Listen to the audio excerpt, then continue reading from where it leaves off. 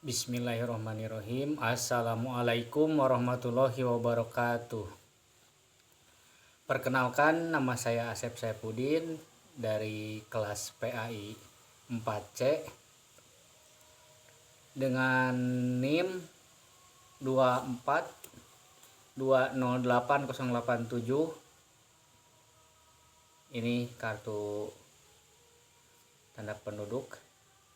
Maaf, NIK-nya ditutup. Di sini saya akan menerangkan tentang kasus kesulitan siswa memahami materi melalui buku teks dan penerapan visual learning. Oke, untuk contoh kasusnya, di satu kelas guru menemukan bahwa banyak siswa mengalami kesulitan memahami materi yang disajikan dalam buku teks. Siswa cenderung cepat bosan, sulit memahami konsep yang abstrak, dan kurang mampu menghubungkan teori dengan praktek. Akibatnya, hasil belajar siswa rendah dan partisipasi mereka dalam pembelajaran kurang aktif. Karena kan seringkali guru menggunakan bahan ajar itu kan melalui buku teks, dan dimana siswa itu kesulitan untuk memahami konsep yang abstrak. Nah, kita analisis dulu penyebabnya. Yang pertama itu buku teks itu kan didominasi oleh tulisan sehingga kurang menarik bagi sebagian siswa. Dan yang kedua kan gaya belajar siswa itu kan beragam. Sementara buku teks itu kan lebih cocok untuk siswa yang kuat dalam membaca, sedangkan yang gaya belajarnya visual akan mengalami kesulitan. Nah, dan yang ketiga, konsep yang abstrak sulit dipahami tanpa bantuan visual. Seperti yang saya sebutkan tadi, gaya belajar siswa yang visual itu akan mengalami kesulitan jika materi yang diajarkan oleh guru disajikan dalam bentuk teks. Nah, dan yang keempat, motivasi belajar siswa menurun karena pembelajaran terlalu monoton. Jadi pembelajaran melalui buku teks itu cenderung membosankan. Nah, untuk mengatasinya digunakanlah penerapan visual learning. Apa itu visual learning? Yaitu pendekatan pembelajaran yang memanfaatkan unsur visual untuk membantu siswa memahami materi. Nah, beberapa penerapannya antara lain dengan menggunakan gambar, ilustrasi, dan diagram. Jadi siswa yang gaya belajarnya visual itu akan lebih tertarik, misalkan si guru itu memberikan video pembelajaran lewat YouTube misalnya. Dan yang kedua, menampilkan video pembelajaran atau animasi. Apalagi di tingkat kelas bawah itu kan lebih menarik pembelajaran itu lewat animasi.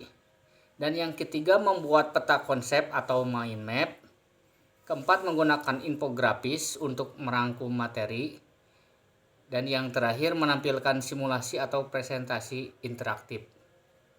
Nah, untuk contoh penerapannya, misalkan kan guru mau menerangkan sistem peredaran darah, kan tidak mungkin melalui buku teks saja, karena kan siswa kan tidak mungkin untuk berhayal sistem peredaran darah seperti apa.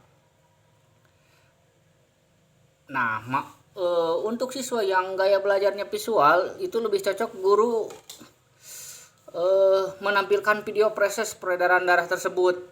Bisa diambil dari YouTube atau media pembelajaran yang lain. Apalagi sekarang kan tiap sekolah itu kan sudah mendapatkan papan interaktif pintar dari pemerintah. Di sana bisa digunakan untuk membantu proses pembelajaran. Kan di sana juga bisa diakses video-video tentang peredaran darah yang akan diajarkan kepada siswa. Contoh penerapan kedua, menggunakan diagram, misalkan diagram jantung dan pembuluh darah.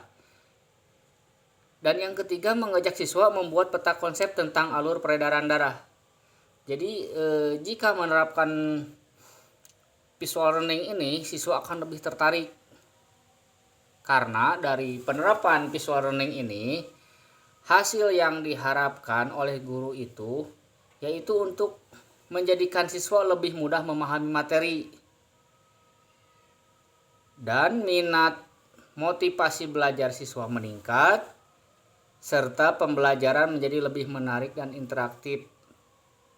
Nah, itu juga akan membuat hasil belajar siswa meningkat. Siswa lebih aktif dalam proses pembelajaran.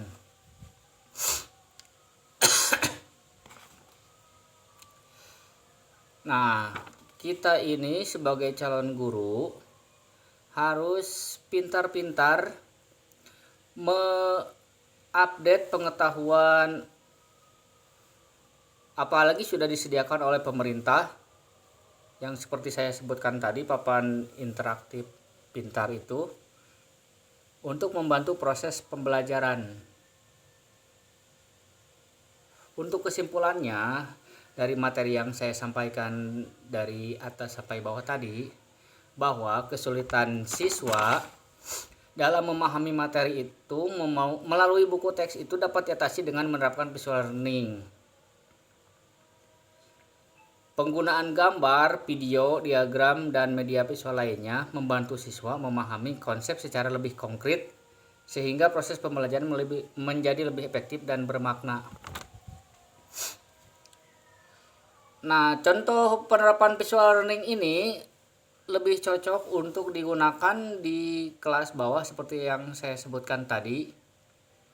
Pembelajaran akan lebih hidup dan minat belajar siswa akan lebih meningkat dibandingkan dengan gaya belajar yang monoton itu saja.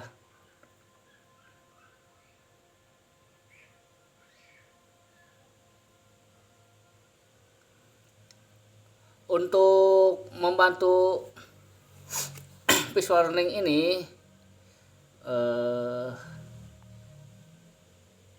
kita bisa mengikuti pelatihan-pelatihan misalkan yang disediakan oleh Dinas Pendidikan, contohnya bagaimana menggunakan papan interaktif pintar itu mulai dari awal sampai ke akhir. Nah, itu saja pemaparan materi dari saya. Mudah-mudahan ada guna dan manfaatnya. Sampai berjumpa lagi di pembahasan berikutnya. Billahi taufiq wal hidayah. Wassalamualaikum warahmatullahi wabarakatuh.